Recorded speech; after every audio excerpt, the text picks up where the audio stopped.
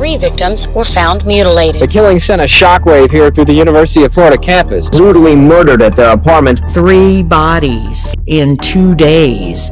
This is not something that happens here.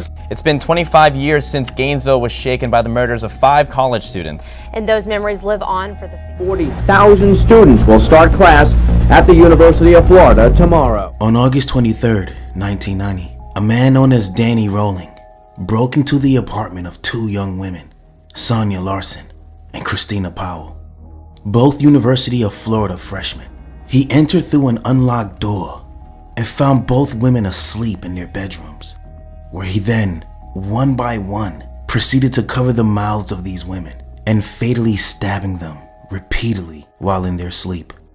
This is the case of how a small college town in Florida became the scene of a brutal and shocking crime spree. In just 4 days, 5 young students were murdered in their off-campus apartments, terrorizing the community of Gainesville. And the man responsible, Danny Rolling, he would later become known as the Gainesville Ripper, and his actions would not only devastate lives, but it also served as the inspiration for the iconic Scream movie franchise. Some scary movie. You like scary movies? Uh-huh. What's your favorite scary movie? I don't know.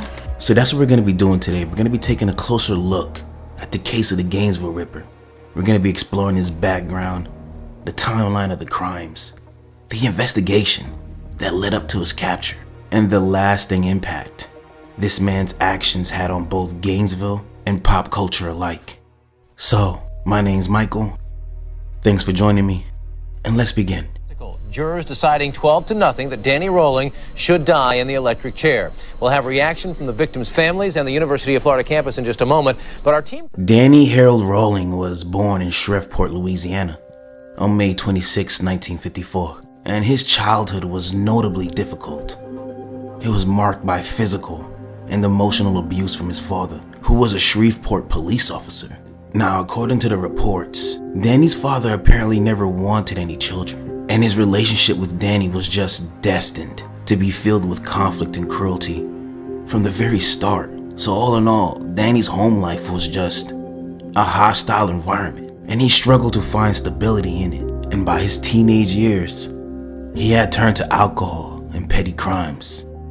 Throughout his early adulthood, he found himself in and out of jail, primarily for robbery and other non-violent crimes. But it was clear that his mental state was slowly deteriorating, ultimately setting the stage for a life that would eventually spiral into something much darker. So in the 1980s, Rolling attempted to straighten out his life by joining the military, but he ended up getting discharged for behavioral issues.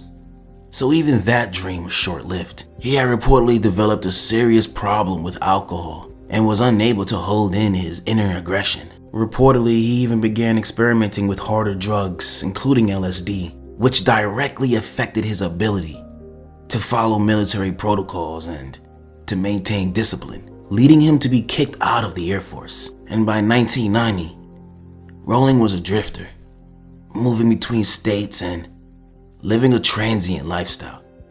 And it was during this time that his inner rage escalated into something far more dangerous. See, I feel understanding Rolling's background is crucial because it gives us insight into the kind of anger and instability that would later manifest into his crimes. But his past does not excuse what he did next. The brutal murders that took place in Gainesville were premeditated, calculated, and horrifying in their execution. This man knew exactly what he was doing when he committed these murders.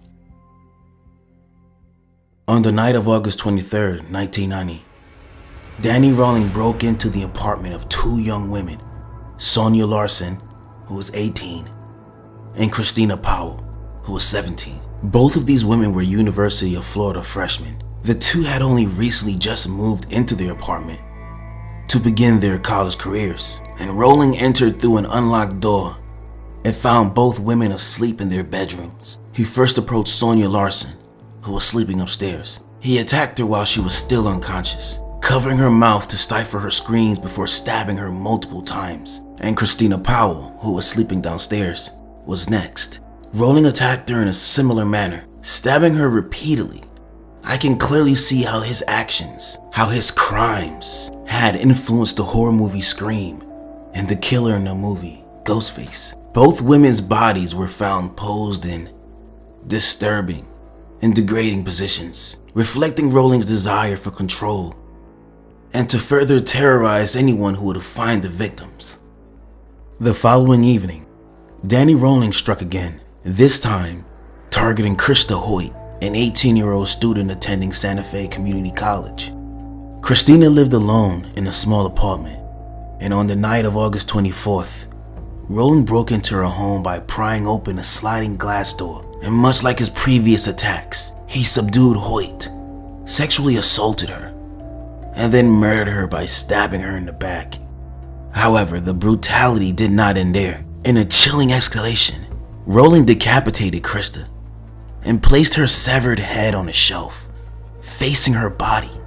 This grotesque act demonstrated Rowling's desire to shock and terrify both the authorities and the community at large. So on the final night of his spree, Rowling entered the apartment of Tracy Pauls and Manuel Taboada, both 23 years old and University of Florida students. Spread through Gainesville after 3 more victims were found murdered. Top law enforcement and forensic experts arrived from around the country to help GPD name a suspect. You'll see more police coverage than you've ever seen in any city you've ever lived in. I had to go out there and say something reassuring to the extent that I really believed. So I just walked out and said, we'll catch this killer. I don't know if it'll be in 72 hours or 72 months. But unlike his previous targets, Manuel Taboada was male and physically larger than Rowling's other victims. Rowling attacked Manuel first, and despite Manuel's attempts to fight back, he was overpowered, and Rowling killed him after a violent struggle. Tracy Pauls, who had been asleep, woke up to this commotion, and upon discovering her friend's murder, she attempted to barricade herself in the room, but Rowling eventually forced his way in. He assaulted and killed her in the same brutal fashion as his previous victims. Both Tracy and Manuel's bodies were found in staged positions, similar to the previous crime scenes, again showcasing his sadistic need for control and domination.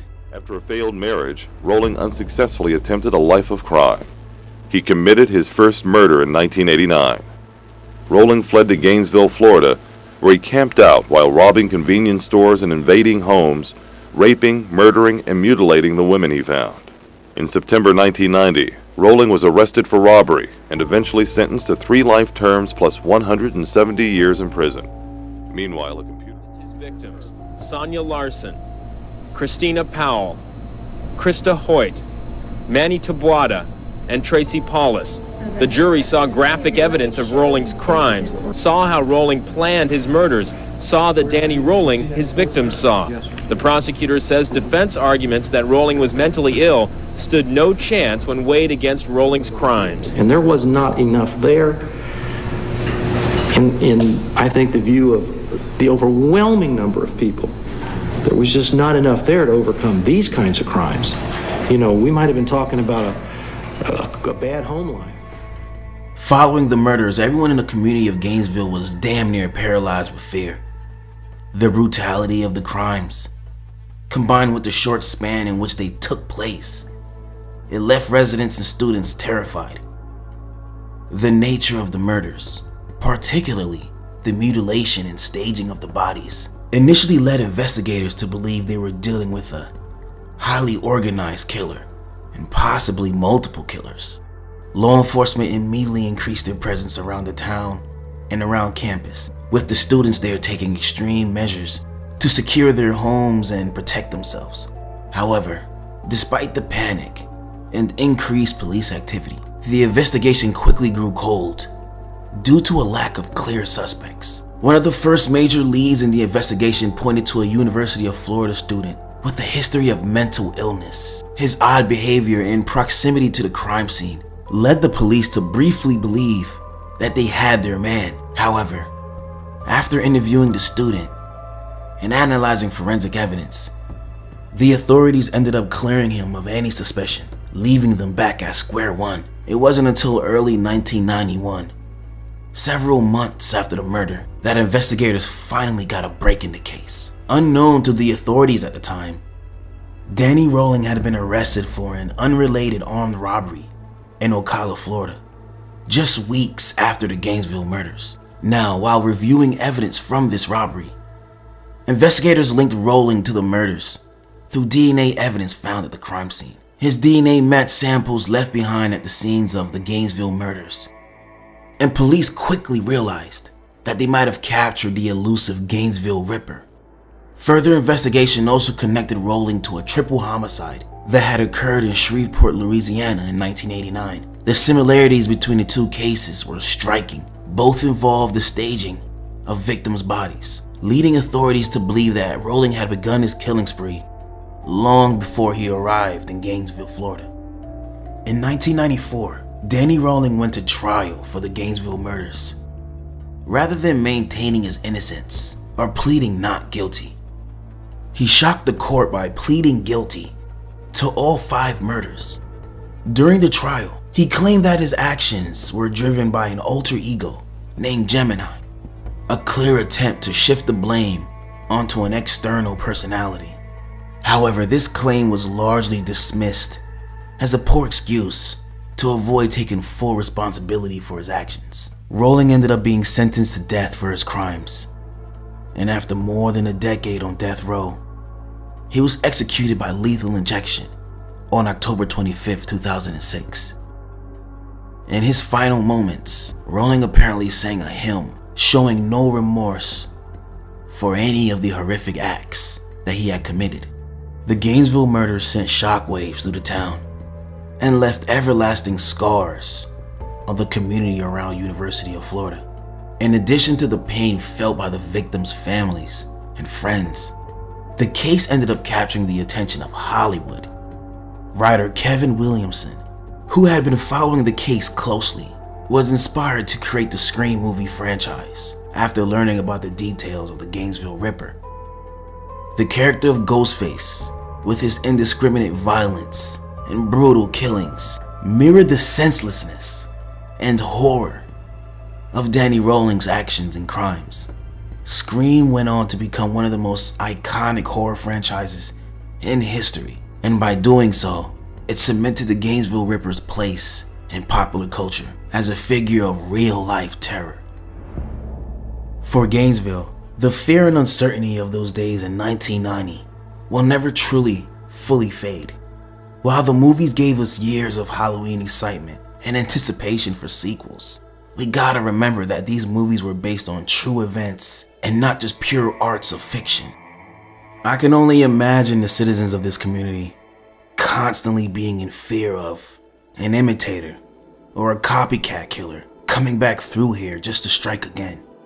But through the pursuit of justice, we can at least remember the victims and ensure that their stories live on. So thanks for watching, everyone. If you like this type of content, consider subscribing to the channel for more case reviews, some more deep dives. I plan on doing more of these type of vids on my channel in the future. So, my name's Michael. I'm signing off. And remember, everyone, be safe. Jurors deciding 12-0 that Danny Rolling should die in the electric chair. We'll have reaction from the victims' families and the University of Florida campus in just a moment. What? Oh, just some scary movie. You like scary movies? Uh-huh. What's your favorite scary movie? I don't know.